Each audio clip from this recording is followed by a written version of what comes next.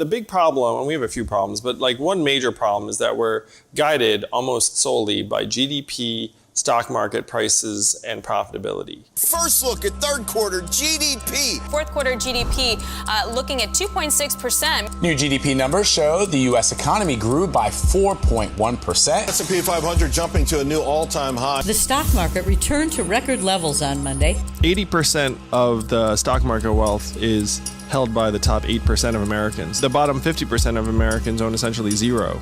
Yeah. So you're beating people over the head saying stock markets are up. We need to evolve. We need to actually start pushing the way we think of economic progress to include how our families are doing, how our children are doing, and things that would actually matter to the American people, because GDP is going to lead us off a cliff. So how do we shift to an economy that we'd actually be excited about? We have to change the measurements. So instead of GDP, this phantom number that we made up almost 100 years ago, and even the inventor of GDP said three things. He said, one, this is a terrible measurement for national well-being and we should never use it as that. Number two, he said, we should include parenthood because it's so important. And number three, we should not include national defense spending because it adds no economic value. So instead of GDP, what should we be focusing on? How about our own health and mental health? How about how clean our air and water are? How about average income and affordability? So these are the problems of this era. GDP is at a record high. Meanwhile, our life expectancy has actually gotten shorter for the past 3 years. And our life expectancy has gotten shorter because drug overdoses and suicides have overtaken vehicle deaths as cause of death in this country for the first time in our history. And we have to recognize this is a disease of capitalism run amok. There was a point when there were more opiate prescriptions in the state of Ohio than human beings in the state of Ohio. And for some reason, the federal government thought that was appropriate. They ended up levying a $600 million fine against Purdue Pharma, which sounds like a lot of money, until you realize that company made $30 billion. They got a 2% fine, and they killed tens of thousands of Americans 8 an hour. So if the government turned a blind eye to this company spreading a plague among its people, then the least we can do is put the resources to work in our communities so our people have a fighting chance to get well. You know the last time our life expectancy declined 3 years in a row? The Great Flu Pandemic of 1918, the Spanish flu.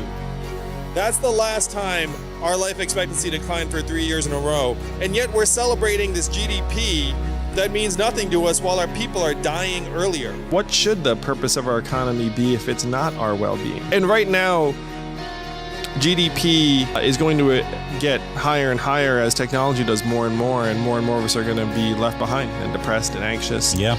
And so if you don't get those measurements right, then you wind up in this tug of war that I think many of us are already feeling. If you look at the backdrop, we automated away 4 million manufacturing jobs in Michigan, Ohio, Pennsylvania, Wisconsin, Missouri, and those communities have never recovered.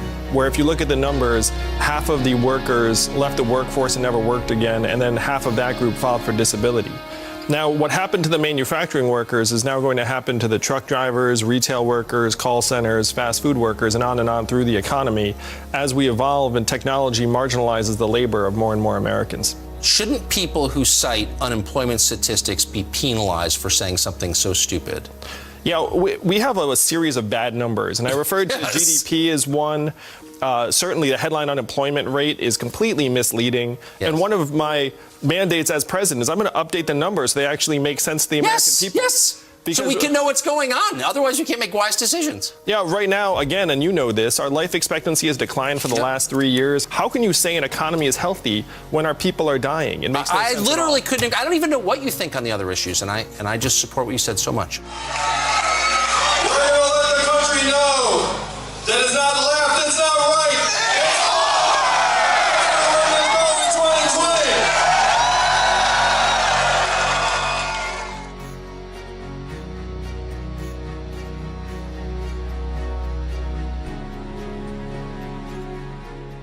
Put the money in our hands.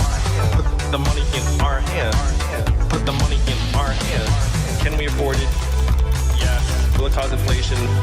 No. Is it awesome? Yes. Is anyone trying to make it happen? Yeah, that.